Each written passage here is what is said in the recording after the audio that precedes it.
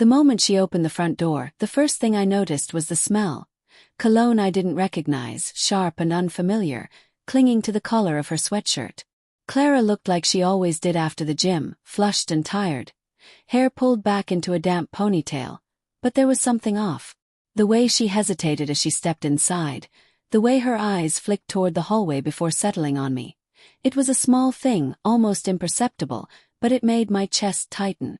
I wanted to believe I was imagining it. "How was your workout?" I asked, trying to sound casual, hoping the tension in my voice didn't betray the storm building inside me. "Good. Really good," she said, dropping her bag by the door and sliding into the kitchen. But her voice was clipped, distant, like a radio with bad reception. She smiled, but it didn't reach her eyes. And that's when I asked the question I had been rehearsing in my head for days, though I didn't know if I wanted the answer. "Clara, how long has this been happening?" Her entire body froze. The spatula in her hand hovered over the pan as if suspended in air. Her eyes widened, and she swallowed a tight, small sound that made my stomach churn. What do you mean?" she finally whispered, but her words were unconvincing. The silence stretched between us, thick and suffocating, filled with all the unspoken fears I'd been pushing away. I had noticed the cracks over the past few weeks, small and subtle, but persistent enough to gnaw at me.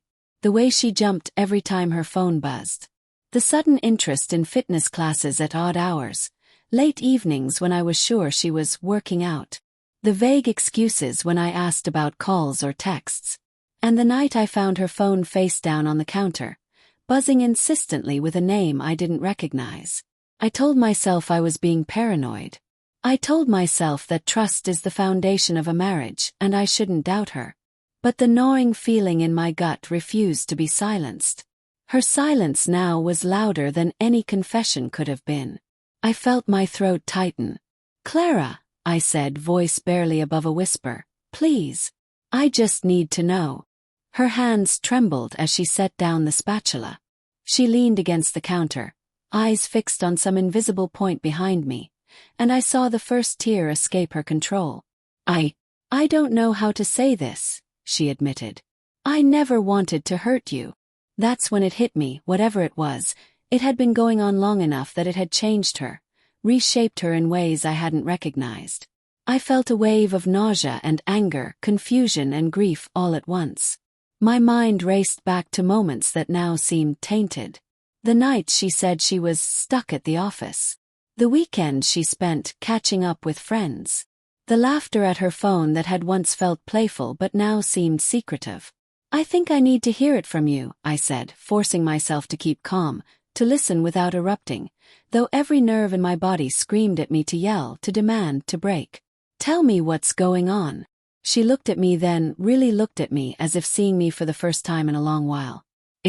I've been talking to someone," she confessed, voice shaking. "Someone I met through work. I didn't mean for it to. I didn't realize it was happening, not like this." I felt the room tilt. My chest tightened, my heart hammering so hard I thought it might break. "Talking. That's all it is?" I asked, though I already knew the answer wasn't simple. The way her hands wrung together, the way her eyes darted away, the quick inhale before she spoke again, all of it said more than her words. "It started innocent," she admitted. "He listened to things I didn't tell anyone." I felt alive in a way I hadn't felt in years. And I didn't know how to stop needing that connection. "I never wanted to betray you. Not like this." The room spun. I thought about the life we'd built, the late nights we spent talking, the ordinary mornings filled with coffee and quiet smiles, and how all of it now felt fragile, like thin glass I had been clinging to. I thought about myself, about how I had trusted her completely, how I had believed in the foundation of our love, and realized that foundation had cracks I hadn't noticed, or had refused to see. I wanted to scream, to throw something, to make her feel the pain she had caused. But instead, I felt a quiet breaking inside me, a kind of grief that had no voice, only the hollow ache of betrayal and loss. I sank into a chair, staring at the floor, trying to process what was happening. Memories of us flickered in my mind, each one now edged with doubt. Was her laughter real when she said she loved me? Had the kisses we shared been genuine, or had they been performed, rehearsed? She sat down across from me, eyes pleading. "I'm sorry," she whispered again. "I know that's not enough. I never wanted to hurt you. I still love you. I just got lost." I wanted to hate her. I wanted to tell her that love wasn't enough, that trust had been shattered. But in that moment, beneath the heartbreak, I realized something complicated. I still loved her too. Deeply. But love alone couldn't erase the hurt, couldn't repair what had been broken so quietly and insidiously over months.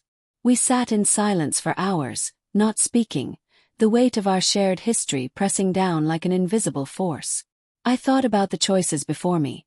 Walk away and preserve some measure of dignity, or try to rebuild cautiously, with the knowledge that nothing would ever be entirely the same. In the days that followed, the quiet ache lingered. Every time she reached for her phone, every time her laughter echoed through the house, I was reminded of the betrayal, of the delicate fragility of trust. Yet, I also noticed moments of vulnerability, moments when she seemed desperate to make things right, moments when her love for me was clear, unguarded. I realized that forgiveness, if it were possible, would not be immediate. Trust, if it were to survive, would have to be earned again, piece by piece. One evening, after weeks of tension, we sat together on the couch, hands brushing tentatively. "I can't promise everything will be the same," she said softly, voice trembling. "But I want to try. If you'll let me." I nodded, feeling the weight of months of hurt and love pressing against each other in my chest. "I don't know what will happen," I admitted. "But I want to try too.